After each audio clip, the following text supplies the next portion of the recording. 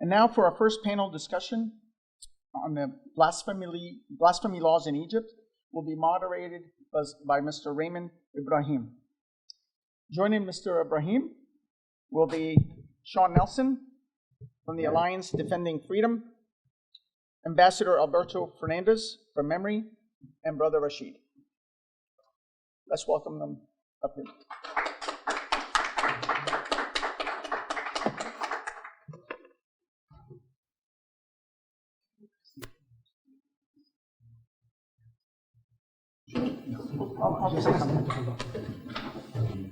Key points, but one of the most important ones, one which I actually think might resonate with Western audiences and people in America, is the blasphemy issue.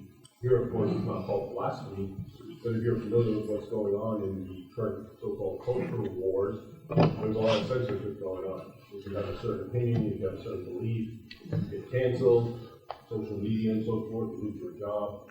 So it's interesting to me to see that there's actually a rise in this sort of behavior, which is, of course, freedom of speech is the cornerstone of freedom, to be honest with you, because you can't speak, you can't communicate your thoughts, then where is your freedom? So in Egypt, we refer to it colloquially as blasphemy laws. Technically in Arabic it's called Istiraq at the end, which means insulting or denigrating religions. And it's codified, of course, in Egyptian law. And notice that the term is at the end, or religions, it's plural. So it's meant to formally and officially protect Christianity and Judaism and Islam, the religions of the book, in Egypt.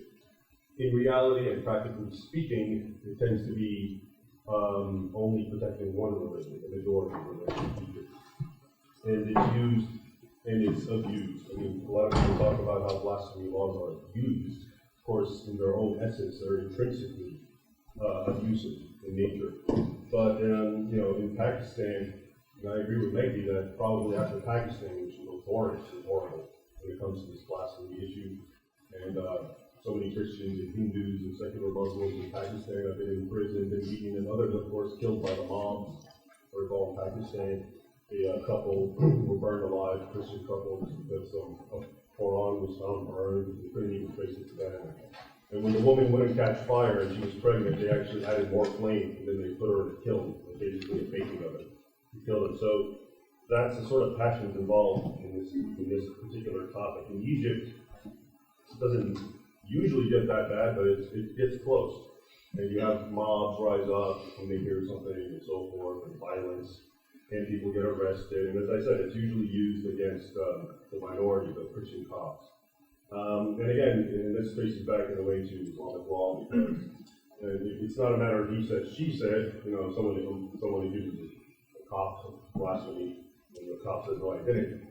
Again, in Islamic law, there's this idea that the Muslim is more trustworthy than the non-Muslim, and that whether it's stated or not comes into play. And I think it's also important to emphasize that in the laws of Egypt, they sound fair, but of course, we've seen they're not exercised or implemented the way they should be.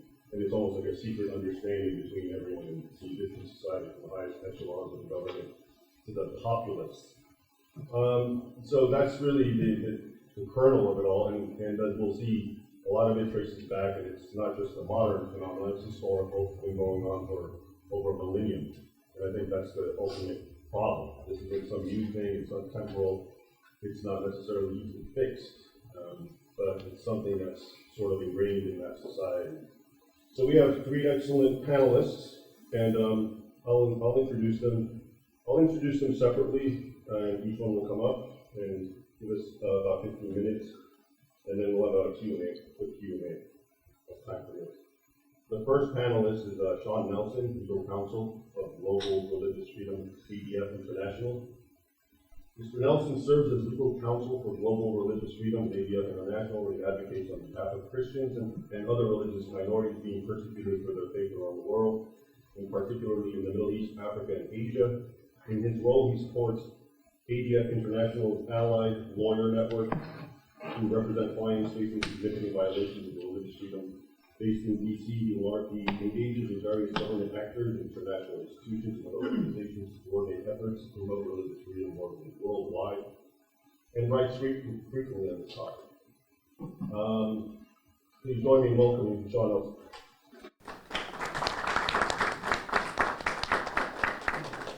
Thank you for the introduction, and it's wonderful to be here, and it's wonderful to be here in person with Coptic Solidarity and this fantastic panel. I'm going to be focusing, I think, primarily on how I view the legal and social framework for the blasphemy law in Egypt, and I'll mention a few cases towards the end, but I expect my co-panelists will be able to go into much greater particulars and historical detail. As was mentioned, I'm legal counsel for our global religious freedom team at ADF International. ADF International is a faith-based legal international organization based in Vienna, Austria. We have offices throughout the world, thousands of allied lawyers who are in every continent focusing on religious freedom cases. And we work to protect fundamental freedoms for everybody. And one of the most fundamental ones that you can get is religious freedom. And that's what my team works on and what I work on, which is religious freedom issues in a lot of the most difficult countries for Christians, for other religious minorities to live in. That's usually going to be in the Middle East, in North Africa, in sub-Saharan Africa, and throughout Asia.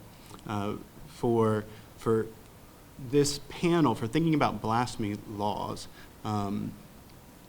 getting rid of blasphemy laws is one of sort of our core priorities wherever they are around the world. And as was mentioned, it's something that's very often used to silence religious minorities, silence political dissent, to settle scores, just to scapegoat people. And so we really want to see these things taken down wherever they are.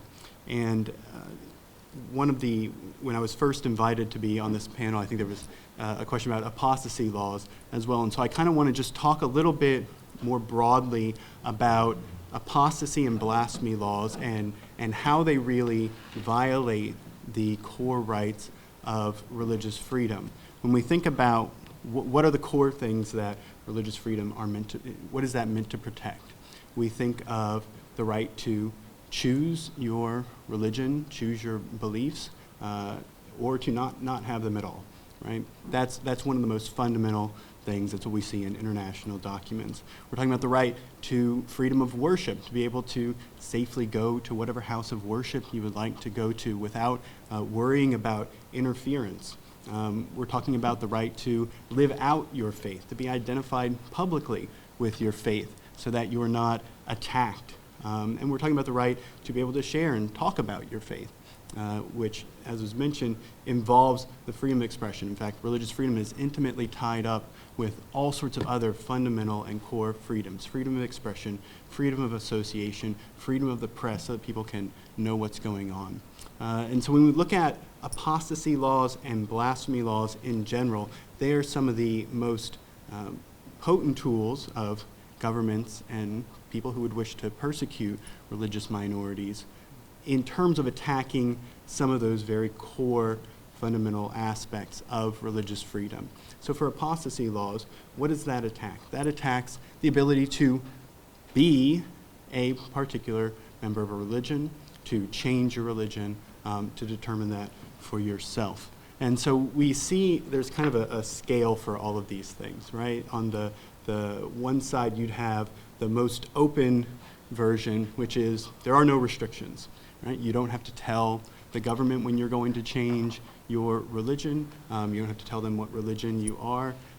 You can choose to adopt or not have a religion. That's going to be the most open version of that. The most closed version of that is what we see, unfortunately, in a handful of countries around the world, which are where you can't change your religion. And in particular, nowadays, historically this wasn't always the case, but nowadays you're primarily going to see that in Muslim-majority countries as a function of a certain interpretation of Sharia law, which is that if you are converting outside of Islam to another religion, or if you are stating something that the way these laws say is you're committing an act that's functional, similar to apostasy, then you could face severe consequences and even death. right? So that's sort of the spectrum of things, right? The most restrictive versus the least restrictive. Now in Egypt, there is no formal apostasy law. You will not be, in the law, you can't be charged with apostasy. You won't be, if you try to convert, you're not going to go to jail, in theory, for that. However, that doesn't mean that we're in the free zone here, right? There are many other laws that make it difficult for people to convert, in particular, away from Islam. But there are also practices that prevent people from doing that, right? You are supposed to be able to freely convert away from Islam or towards any other religion that's at least recognized. But that's not how it really works. If you're converting towards Islam, there's no problem whatsoever. If you're converting away from Islam, you have issues with trying to get your ID cards changed. You may have issues with personal and marital laws. You're going to have lots of social and coercive pressures. We've been contacted by people who, this is unfortunately a common thing throughout the Middle East, where they are convert away from Islam, their family or their friends find out, and they are basically imprisoned in their own houses and prevented from doing almost anything because it's viewed as so shameful, or they may be threatened, their life may be threatened. So even though the law is there in terms of there is no apostasy law, there still are legal pressures, and then there are social pressures for that. When it comes to the blasphemy law in Egypt, again, we can think about this on a spectrum. What's the most free one, right? Freedom of expression completely recognized. You are allowed to say what you would like about your religious beliefs, allowed to share what those are, allowed to persuade other people that they should share your beliefs. You're allowed to criticize other beliefs, or at least just discuss them. You're allowed to do all of those things. That's sort of the most open version of that. The most closed version, again, we see this unfortunately in a few countries, is where you're not allowed to do any of that. If you try to do that, in some countries you can face the death penalty. In more countries than that, you can face legal sanctions. And again, usually for the ones that are the most restrictive, those are going to be statements that either insult the Prophet Muhammad or denigrate Islam or a doctrine of Islam. At least that's the case now. Historically, again, that applied to lots of different religions in different countries. Right now, that's where it is. Egypt is closer to that bad end. It's not the furthest that you could be, but it is far from the ideal of freedom of expression. And so I want to think about this blasphemy law. It's not merely a religious offense law, and I'll go through the specific language of it. But it incorporates national security concerns, national unity concerns, and I think that kind of framing is really good for understanding the kind of authoritarian way of managing religious groups and religious minority groups that you see in Egypt and that you see in some other countries. The blasphemy law should be understood as just one of a number of tools that the government uses to kind of manage different minority groups, manages political opinions, manages those different aspects of things.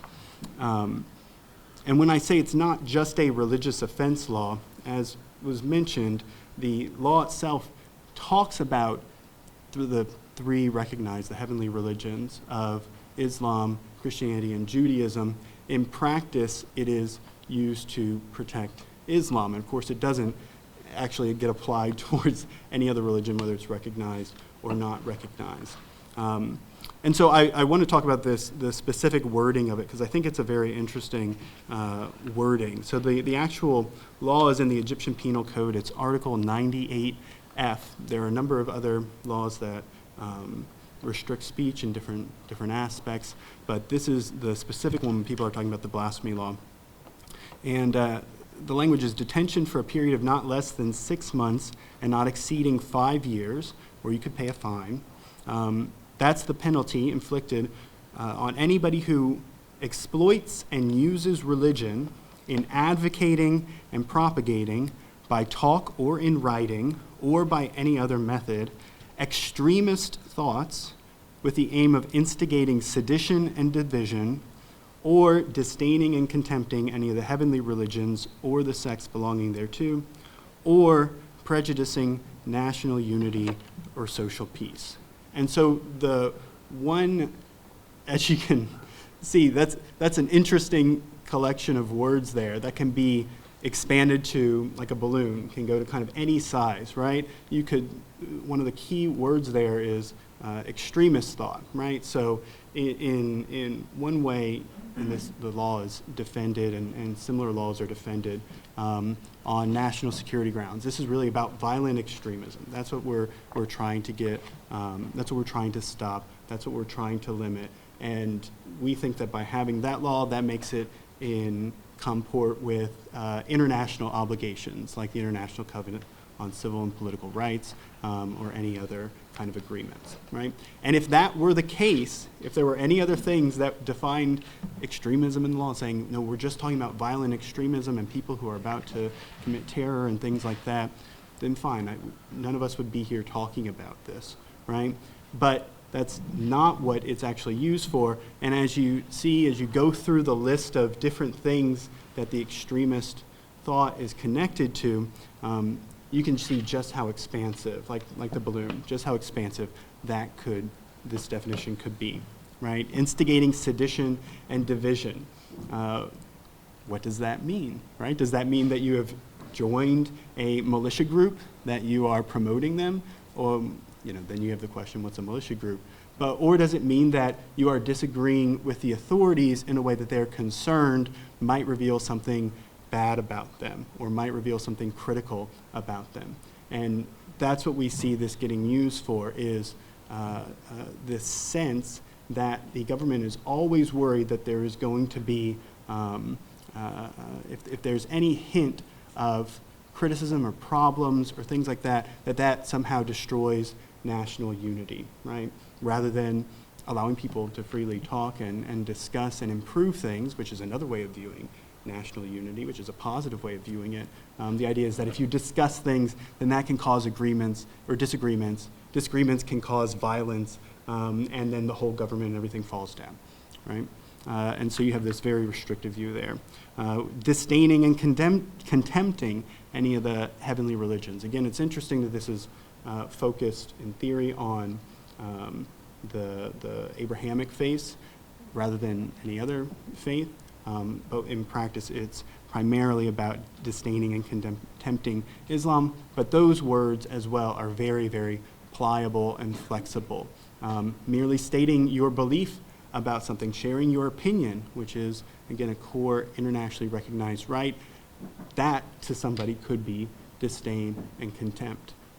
And if you're looking at it through this lens of national unity, where disagreement, dissent, anything like that can upset the social fabric, then you're going to start finding contempt and disdain in smaller and smaller places, and in places that don't look like they have many connections. And so that's what we see, and I'll try to briefly just go through a list of this, but I think when you look at the different kinds of cases that this law and other laws are applied to, you're not seeing this being applied to violent extremism. You're not seeing it being applied even to people about to get into a fight or anything like that. You're seeing it getting applied to a wide range of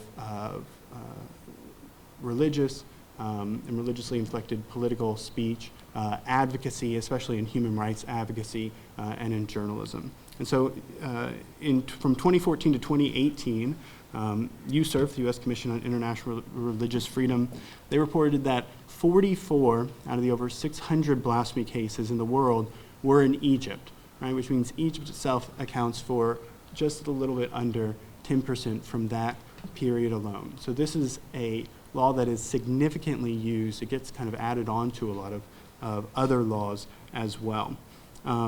I'll go through some of these cases just very briefly because I know I'm running out of time. But in 2018, there was a conviction of a Coptic Christian, Abdo Adel, for a Facebook post comparing Jesus to the prophet Muhammad.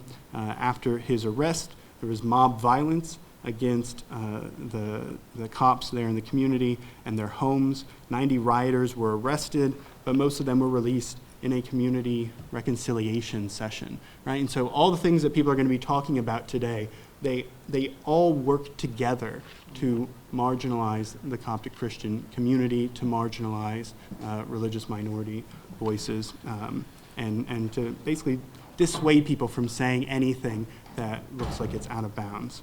In 2015, half of the blasphemy cases targeted Christians.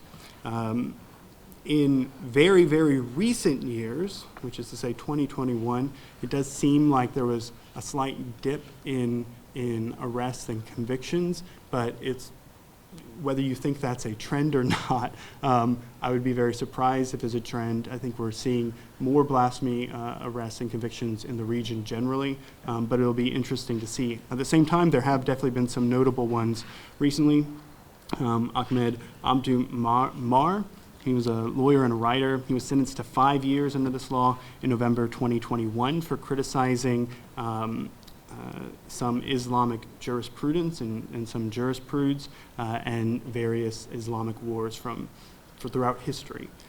So for that, again, that challenges certain authorities who are allowed to speak, and so he needed to be silenced for that.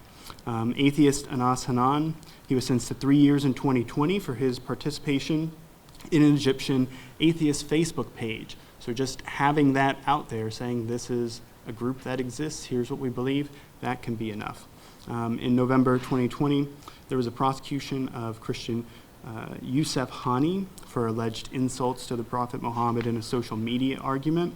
They prosecuted him, but they did not prosecute the person he was responding to who was insulting Christianity, right? So you see in a very clear case that this is not used. There's been other people who have been held in jail past their what were supposed to be the release dates, allegedly for their own safety. And I just wonder how those folks felt about being held in jail for their own safety, rather than arresting the people threatening them.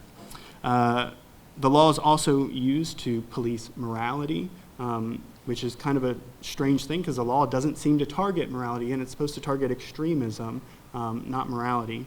And so Christian Marco Girgis was sentenced to 5 years earlier this year under the blasphemy law. It's really kind of unclear what he did, but some news reports say that he allegedly had some kind of sexually interesting, I don't even know, material on his phone, which that doesn't seem to be advocating and propagating extremist material, and yet that was viewed as disdaining Islam. One of the positive things from this year, there were a number of human rights reporters who were released after lengthy detentions, although I think their status is still up in the air for how those cases are going to go. And as was mentioned, when cases get international attention, then we'll respond after a year or two of pushing on that. But for everybody else, if they don't get the limelight, if they don't get USERF or the UN to say something, we just forget about them. And again, it goes to this idea that we want to push anything that's critical of the government under the rug, and only if it gets brought out by a lot of people will we do something. So that was Rami Kamel. He was a Coptic a journalist, talked about, Coptic journalist, talked about the abuse, a lot of human rights abuses, including towards Coptic Christians, and Patrick Zaki. There's also a Quranist, which is a sort of Islamic sect, Reda Abdel Rahman, who was also released. So we will see if this is a trend. I, for one, am skeptical that it's a trend. But I think this viewing the use of not just this blasphemy law, but all the other kind of national security laws through this sense of a government deeply concerned with, in a way, kind of its own fragility, right? Deeply concerned that dissent or just conversation or anything that seems to mark difference amongst peoples, that can lead to big social problems and problems for the government, really helps explain some of the lack of progress on these kind of laws, or lack of progress when it comes to combating violence, versus some of the more ostentatious improvements, like with the building of the large cathedral in Cairo, or the documents signed with the Pope, right? Those kind of things are places where you're incorporating people into this sense of national unity. Look, this is a group that's part of us, and we're going to celebrate that. And you don't have to get into any conversations about any controversial things, even if they're not really controversial, but things that might be viewed that way. But when it comes to actually people being able to state their particular beliefs, people being able to have those conversations, people being able to report on failures of the government, anything that challenges the authority of any of the recognized religious authorities or the government, that's where we're not seeing improvement, right? We're seeing improvement on those things that look like, yes, we're building up national unity. We're not seeing things on those other areas. And so that does leave you with the sense that if you're a Copt, then you're worried, is an argument going to turn into something where I could be thrown into jail the next day? Is an argument going to turn into something where my community is going to be attacked? Is me stating my beliefs about something going to lead to disaster?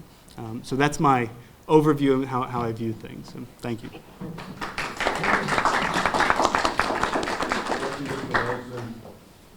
Thank you for that.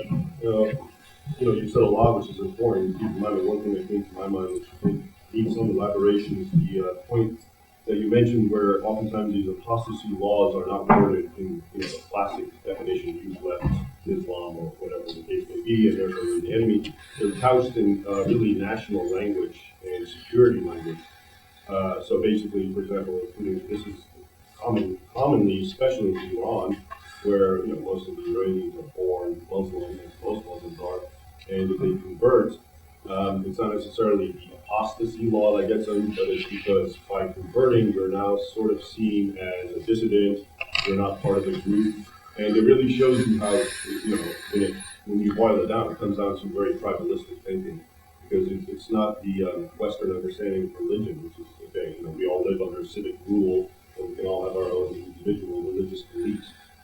So in this case, the mainstream religion of Egypt and Iran is also seen as a sort of, part of being a national. And if you're not that, and you don't agree with us, then you're out of the tribe, and you're seen as a security threat. It's not just because you're a Christian. Now you must actively be working to undermine society. And I think that's very interesting, because it really is one of the main underpinnings of, especially the apostasy law. At any rate, thank you, Mr. Nelson. Our next speaker is Ambassador Alberto N. Fernandez. He's the Vice President of the Middle Eastern Media Research Institute, also known as MEMRI, and a member of the Board of Directors of the Center for Cyber and Homeland Security at George Washington University. He's also a non-resident fellow in the Middle East Politics and Media at the Trends Research and Advisory Center in Abu Dhabi, United Arab Emirates. And he has a very long biography and CV. Anyone interested, I encourage you to look him up.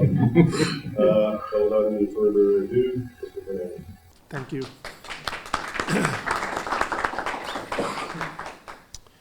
I was trying to think what I could say that would not be the same as Sean and others have said.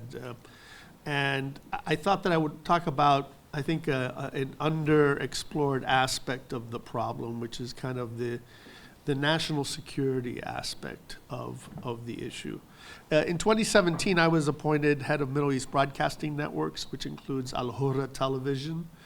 And I was surprised in late 2017 to be the subject of a fierce campaign inside Egypt of repeated media attacks across a wide variety of media outlets, because we hadn't done anything about Egypt or towards Egypt, and there was no policy reason.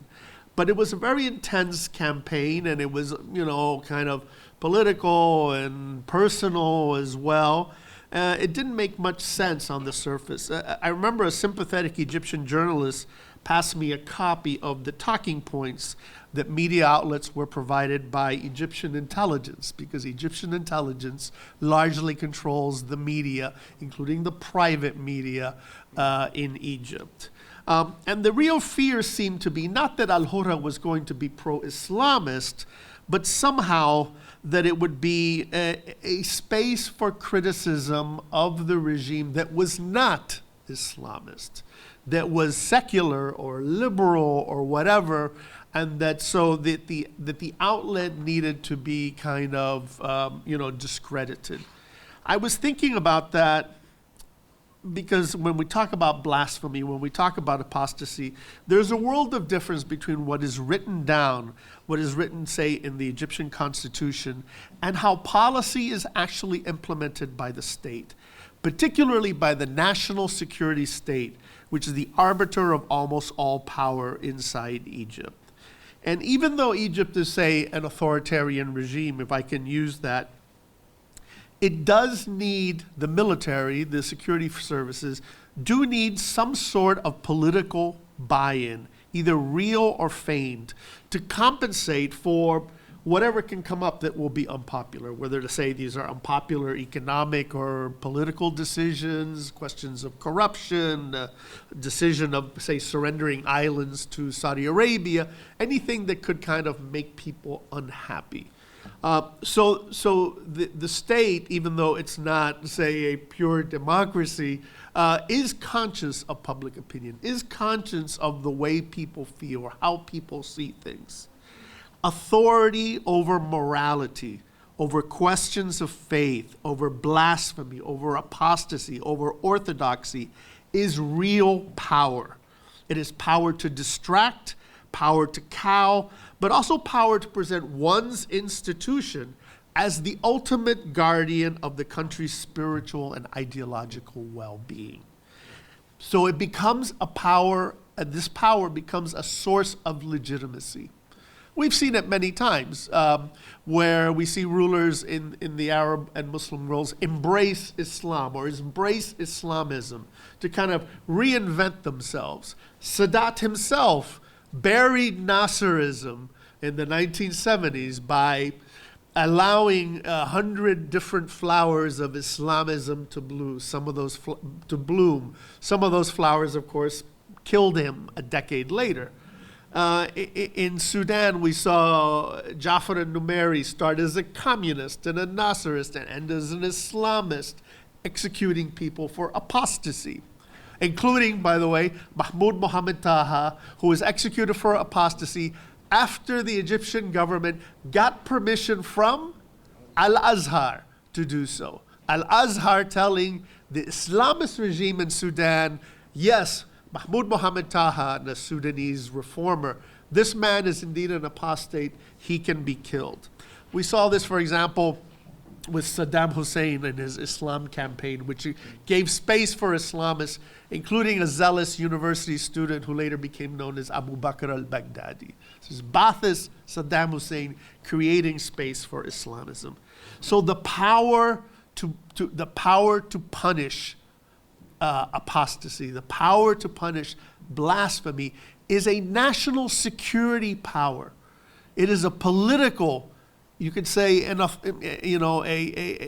power which has real teeth for the state. It's not so much, of course, Christians are being singled out. Of course, Christians are being persecuted. But the reason for it has to do with an essential part of what the state's very nature. It is a state that wants to keep control and stay in power. So the state can, at the same time, embrace and highlight nationalism, promote a narrative of Coptic Muslim unity, while simultaneously preserve for itself this terrible power to demonize any citizen over perceived moral or spiritual transgressions. It's a double-edged sword, but one that allows the state to use with alacrity. They can persecute for blasphemy Coptic Christians, liberal Muslims. They can tighten the screw. They can loosen the screw. All of this happening under supposedly anti-Islamist government of President Assisi. In 2021, for example, we had the case of someone like researcher Dr. Ahmed Abdul Maher, a Muslim, who was persecuted for blasphemy, except he wasn't persecuted for blasphemy. He was persecuted under the national security law. and the government. And even though Abdul Maher was a former Egyptian general, and judge and general. He was a judge advocate in the army. Military judge. And a full supporter of the president. The state, the regime, allowed the process to go forward, to go through, until finally at the end, of course, given who he was, squashing and giving him mercy. But here you see the state allowing it to go forward as a kind of arbitrary tool that it can use against citizens, whoever they are. It's a great irony, in fact, that just as Saudi Arabia, which was for so many decades the generating motor of Islamism regionally and worldwide, and liberalizes with all the caveats that we should have when we talk about Saudi Arabia, and promotes a certain level of tolerance, Egypt is going in the opposite direction. In 2013,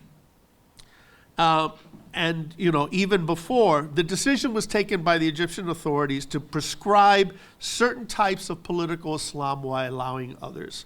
So many Egyptians saw the 2013 overthrow of the Muslim Brotherhood regime in the hopes that the military would uproot Islamism, naively perhaps.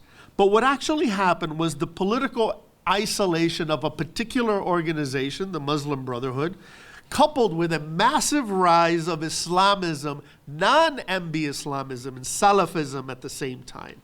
As far as the culture is concerned, there were more freedoms in Egypt under Mubarak in the 1980s and 90s than seems today.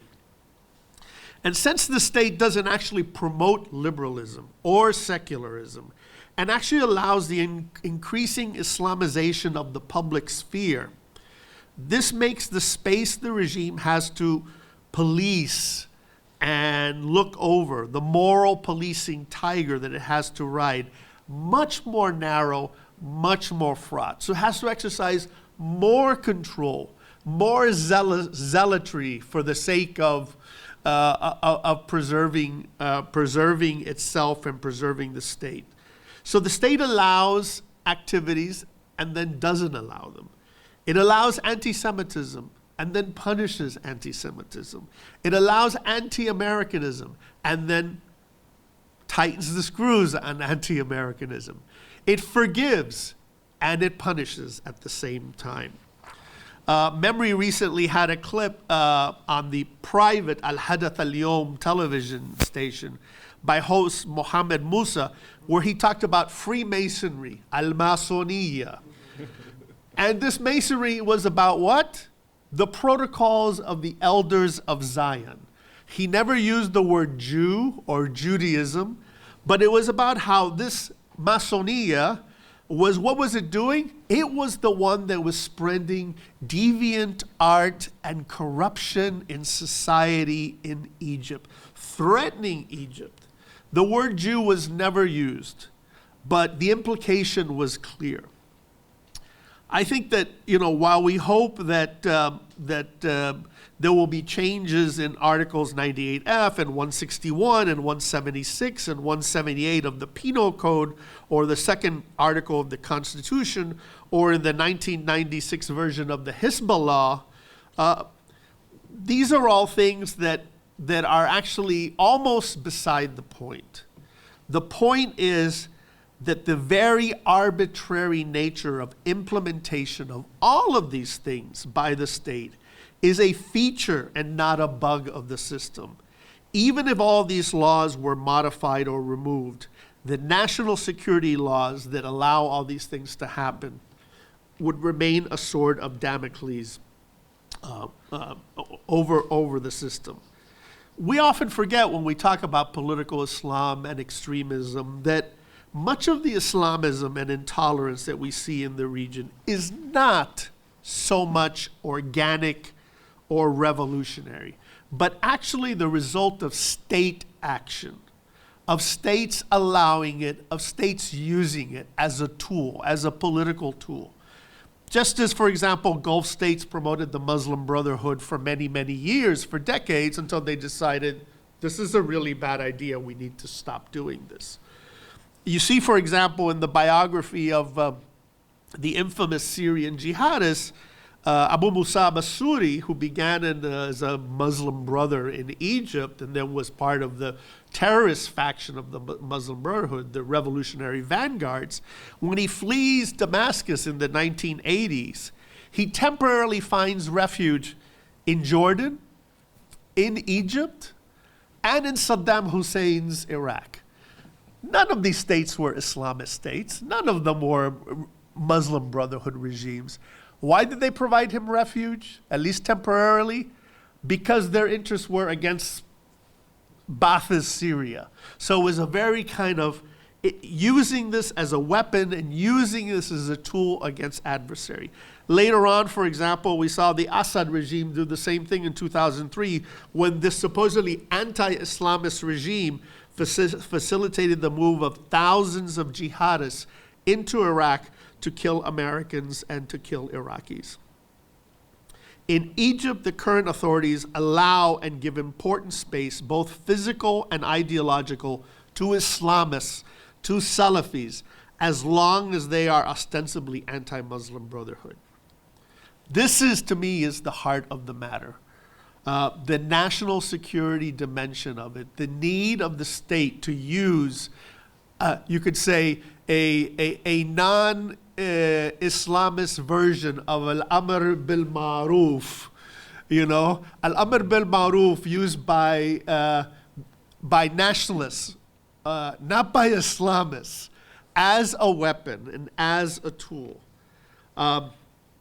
So unfortunately, when it comes to criminalizing blasphemy, the tendency has been towards becoming more rather than less rooted in society. As the society is transformed and the regime seeks to please people to a certain extent.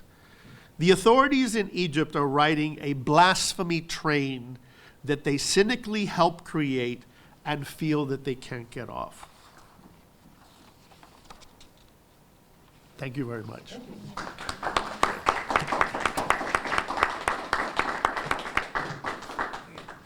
And then, since we're running out of time, we'll try to condense it all for the Q&A portion.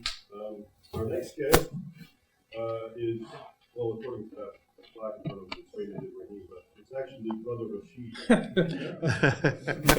And Brother Rachid needs no introduction, especially to those in the Arab world. He's, as I call him, the most notorious apostate around.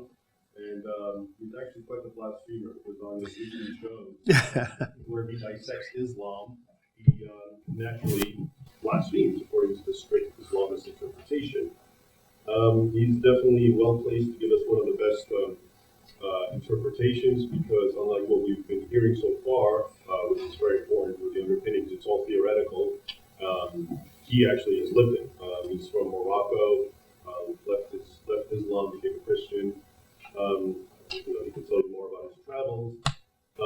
And now he has, earlier he had the Arabic show, very popular, Su'al Gharib, which means daring question, where he examined problematic issues with Islam related to oftentimes these issues of apostasy and blasphemy. He now has a newer show, in all clarity, where he does much of the same thing, thankfully. Brother Rachid has a bachelor's degree in religious studies, so he even has some very good academic training, as well as an MA in political science. So a very wonderful package, and even despite being very busy with all of his media work, he's had time to write at least 2 or 3 books, one of which is The Future of Islam, and the other is ISIS and Islam, and they're written in both English and Arabic. Please welcome Brother Rachid.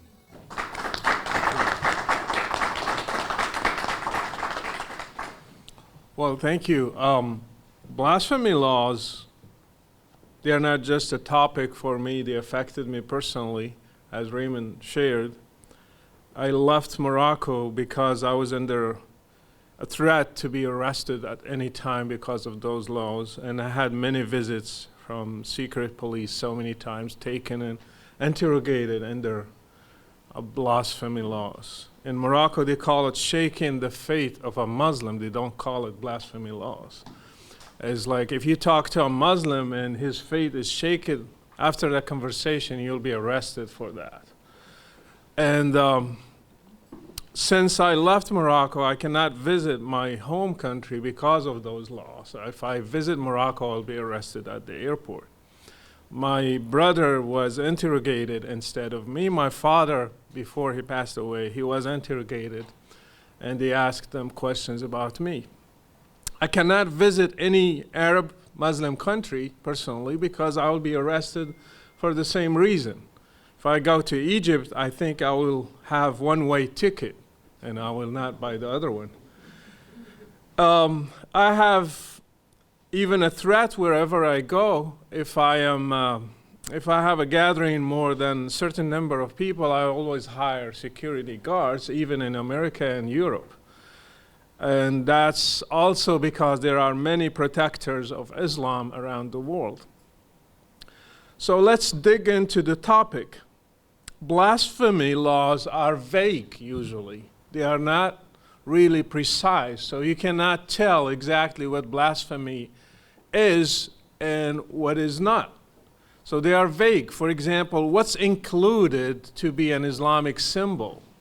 If you criticize the Quran, you will be arrested. If you criticize Muhammad, you will be arrested.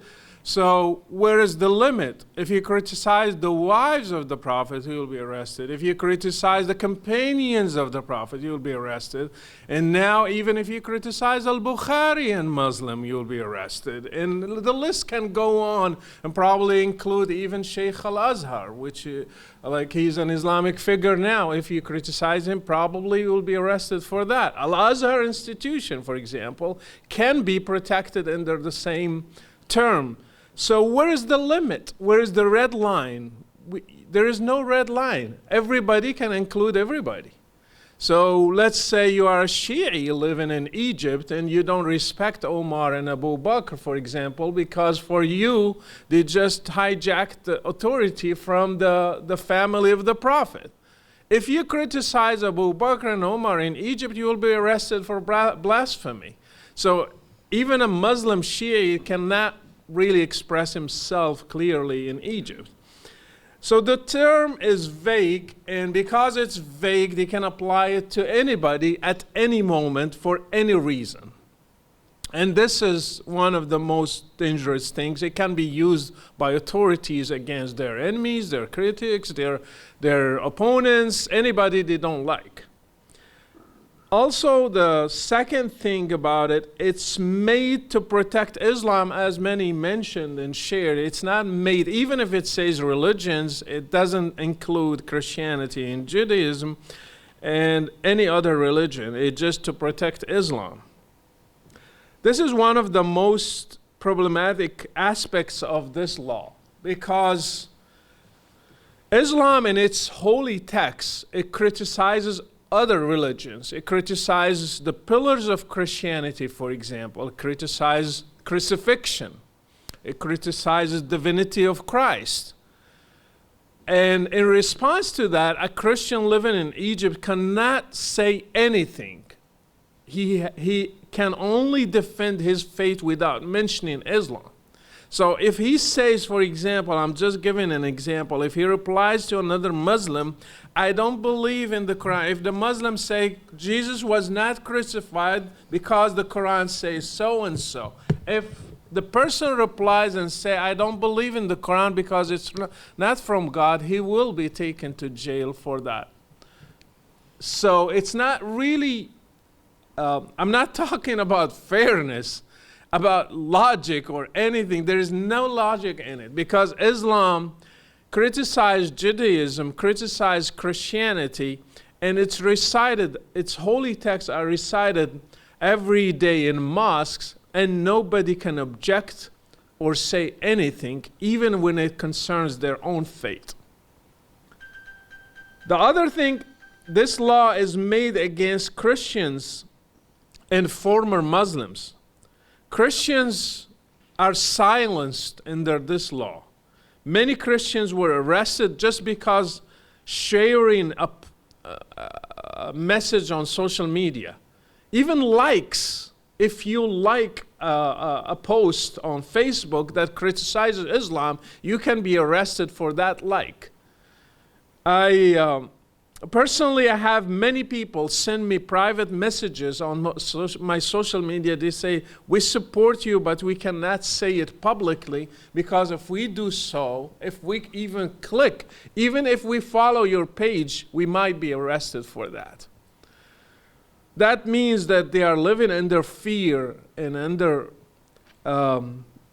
they are silenced, just to say the least. For former Muslims, they cannot say anything. Raif Badawi, for example, in Saudi Arabia, was arrested for 10 years. He was released recently, but he cannot leave the country for other 10 years. And he's just a clear example that even the reformed so-and-so Saudi Arabia cannot release a person because he posted 10 years ago, or more than 10 years ago, he posted something on the internet concerning Islam. It hinders reformers. This law, it doesn't allow reformers to do anything concerning Islam. Ahmad Abdul Maher, we heard his name mentioned. He is a Muslim. He's not a former Muslim or a Christian or an atheist. He's still a Muslim, but he just want to reform Islam. He want to remove text from Bukhari and Muslim, and that's it. And he was threatened by this law for 5 years until they showed him mercy, as we heard at the last moment. So reformers as Islam al-Bahiri, for example, he was arrested under the same pretext that because of blasphemy laws. He was arrested for 1 year. He was released also to show him mercy by the president, I think, himself. And Islam Bahiri, as far as I know, he's still a Muslim defending Islam. He just have a different view of it. It is against free speech and human rights. So we are not, I am a former Muslim. I am an apostate, as Raymond said. I am an outspoken. I speak my mind. I use my right. I express myself without apologies, and I criticize Islam openly. I can't do that anywhere in the Muslim world. I cannot have that right anywhere. Unfortunately, even in the West, pages that speak Arabic or they have an Arabic version of it, I cannot publish an article because of politically correctness. The West and many other countries, many other platforms are appeasing Muslims by following what they dictate on blasphemy laws. Take any website, any Arabic website, I cannot say anything. So they are appeasing them, and they are actually encouraging them in a certain way to continue to have blasphemy laws. Nobody is challenging that. It spreads fear and division. Under the pretext of having unifying the society, actually, it spreads fear and division. Let me say the roots of this law are based on two things. We heard it is somehow an it's a security problem for the regime if they allow Islam to be criticized. It's a challenge to the authority of the rulers. But this blasphemy law has two roots, actually. One root is Islam itself, the text itself. Since the start of Islam, nobody was allowed to criticize Islam until today, for 1400 years. It has been applied, it has been practiced during the Caliphate, during the time of Muhammad, during the two caliphates, and even during the rest of the history, Islamic history. So it has a religious root. We cannot deny that, we cannot ignore it. Al-Azhar knows that, the sheikhs, the clerics, they know that. So the religious aspect of it is there. Every Muslim wants to protect Islam in a way, and they want, every regime, Islamic regime, want to protect Islam.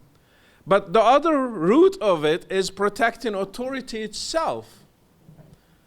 Because our regimes in the Middle East and North Africa, they use religion to govern. Religion is a powerful tool, is a power there. For example, in Morocco, the king claims that he's a descendant of the prophet. So if you challenge Islam, you're challenging his own authority.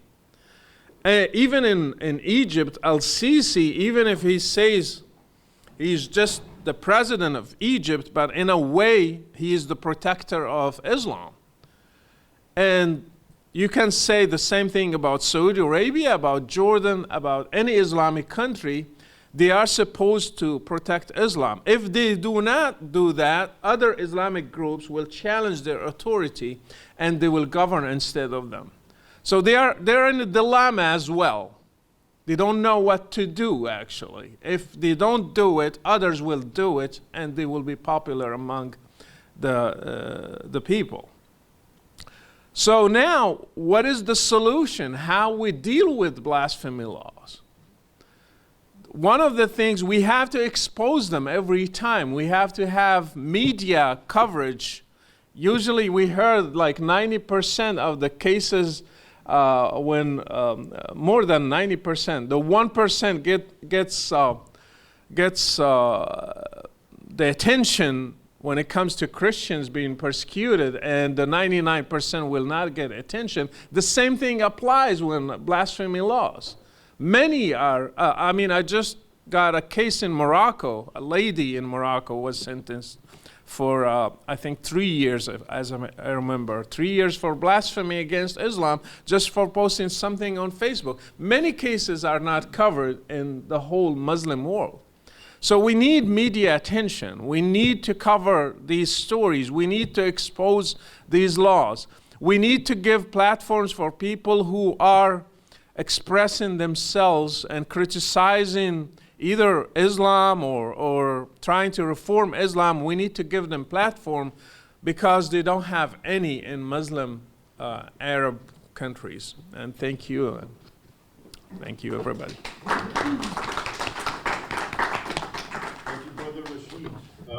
Again, we got a very wonderful insight into all these issues. I'd like to just comment on something that you said and elaborate a little bit on to show you just how bad it is, in as much as it pertains to the Western world.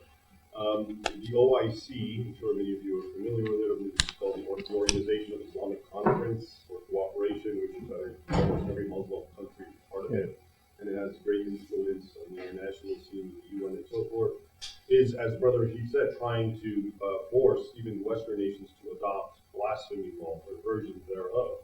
And what I find ironic, again, and which Brother Rachid touched on, is if they actually, the United Nations or any institute in the Western world or in the world were to incorporate this, the very religion of Islam could be banned. Yeah. Because the entire religion of Islam is built on denigrating other religions.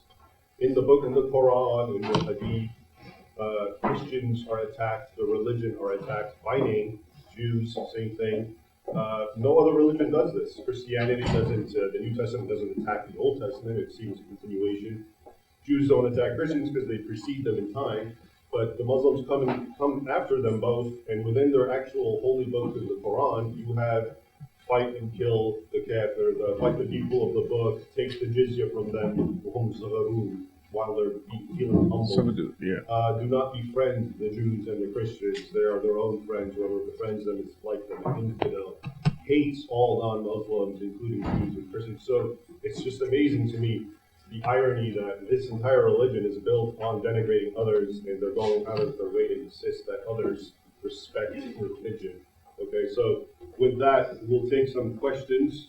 I think we're running out of time, so we'll try to be brief and as succinct as possible. Please, questions, not comments and observations.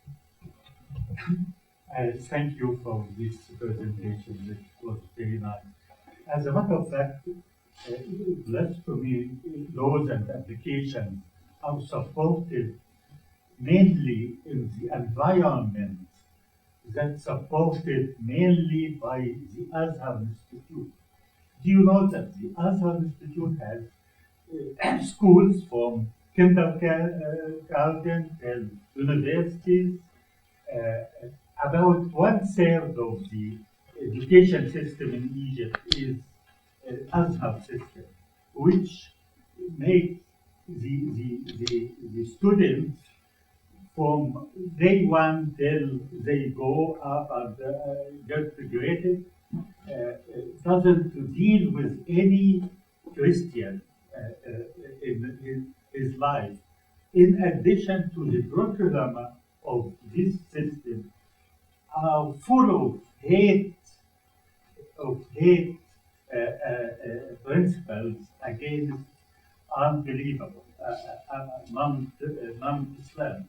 And so the environment of individuals who go out and come back to the society working as doctors, as engineers, as media, they are full of the principles of the hate principles full in the curriculum of the Azhar. And so supporting such an education system is the main source of feeding of the hate and all these kinds of blasphemy, accusation, and so on. And so we hope that this system could be changed. Otherwise, we will have a great Taliban system in Egypt one day. They are now hidden, but could be was at any moment, and come another Taliban worse than this of Afghanistan, because in Egypt was the source who teaches Taliban all over the world, and ISIS all over the world as well. Thank you. Are there any questions? I actually have one quick question, observation to Mr. Nelson, if he actually knows, because it doesn't have to do with Egypt, but it's very applicable to apostasy and actually the Western nations. Are you familiar with? Is it your organization that I think was protecting a man who goes by the name of Hassan or HH, who was denied asylum in Germany? Yeah, that was in Germany. That was about Hassan. He was an Iranian refugee or asylum. Right. Left there, went through Turkey, got UNHCR status, went to Germany. While he had been in Iran, he converted to Christianity. Yeah. Right, because his brother-in-law had actually been arrested and Killed? You're right. I think they said he committed suicide in prison, and you can believe what you want about that. And so both Hassan and his wife had converted. Then they were raided, and so he and his wife fled. So when they got to Germany, what was so incredible about that case, the German courts they questioned his sincerity for applying for asylum status by saying, well, if your brother-in-law had been persecuted, then why didn't you just shut up? That's what a normal person would do. That wouldn't inspire anybody. If you were a rational person, you would never find that interesting, right? And so I think there is this, increasing, unfortunately, skepticism and hostility and misunderstandings about what religious belief even is by many who are in power in the West, and that does enable a lot of bad actors around the world, including in Egypt, to be able to say, oh, we're just doing this because we have national security concerns. We're just doing this for this. There's no real persecution. And to elaborate on it, some more details that I'm aware of. So basically, they did. So keep in mind, this is Germany, which took about 1.5 million Muslim majority migrants in 2015. Before Hassan applied in 2018. And then after he applied, they took in, I think, 15,000 unvetted Afghans. And Afghanistan and of course they're almost all Muslims. And Afghanistan is considered the most dangerous nation in the world towards Christians, which implies they may well share the Taliban worldview, these unvetted. But when it comes to this one man who's a Christian, they have to kick him out. And this is hardly the first. I follow this closely. There's a lot of people, Christians, women, blasphemers, Christians who leave, and they're the only ones. It happens a lot, especially in the United Kingdom with the Home Office. And the same thing, they told him basically they didn't believe his story that he converted, because how would he convert or even remain a Christian having seen what happened to his brother-in-law? And obviously that kind of thinking completely misunderstands the whole of early Christian history, which is about, my beliefs are more important than dying. So it completely misses that. And but beyond that, in the UK, in the Home Office, they've done the same thing where Christian apostates from the Muslim world come and apply. And one woman, actually, they told her, your faith in Jesus, we don't believe you, because if you really believed in him, then he could save you from your Iranian captors. So we think your whole story is bogus. And another man was told, he said he had left Islam because he found Christianity to be more peaceful. And the Home Office denied him and said, well, and they actually quoted excerpts from Exodus, from the Bible, Leviticus and Exodus, and even the New Testament, Revelation, said, look, there's a lot of violence here. Therefore, when you say you converted to Christianity because Islam was violent, we don't believe you, deny. So that sort of thing, it's important, and this is how visible it is. As bad as it is in the Islamic world, there's very little succor or appreciation for it, if not worse, coming from Western elements. I've actually personally heard that question come from asylum officers myself. I represent a lot of asylums fleeing Egypt, and some of which are converts. And I've heard the question myself, why would you do something so dangerous? It doesn't make any sense. It must be a lie. In knowing that you could die, why would you do that? I remember one particular officer questioned a woman who was a convert, and this woman was just so committed. She exits Egypt in the airport wearing a cross. And the officer stops her and says, what are you doing? And then, I think she said something like, it's jewelry or whatever, and he let her through. So the asylum officer says, wait a minute, you barely got out. You went on your way out? It just doesn't make any sense. But yeah, they just can't process, that choice.